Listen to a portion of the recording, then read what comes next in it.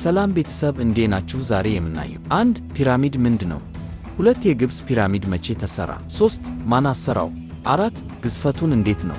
5. ለምን አገልግሎት ይውል ነበር የሚለውን እንዳሳለን። ከዚያ በፊት ሰብስክራይብ የደወሏን ምልክት ይጫኑ። አዳዲስ መረጃ ከታሪክ ማዕከል ጋር እንቀጥላለን።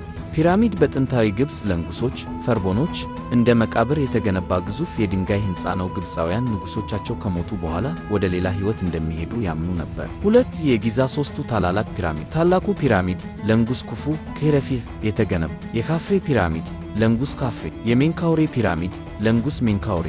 3. መቼ ተገነቡ? ከ4,500 ዓመታት በፊት ከ2560 ገደማ በጥንታዊ ግብፅ አራተኛው ሥርወ መንግሥት ዘመን። 4. መጠናቸው። የታላቁ ፒራሚድ የመጀመሪያ ቁመት 146.6 ሜትር ነበር። ዛሬ 138.8 ሜትር ያህል ቀርቷል። ከ2.3 ሚሊዮን በላይ የድንጋይ ብሎኮች ተጠቅመውበታል። እንዴት ማን ገነባቸው? ለምን ሚለውን በቀጣይ ሳምንት እናያለን። ቪዲዮውን ከተመቻችሁ ሰብስክራይብ፣ ሼር፣ ላይክ እንዳይረሳ።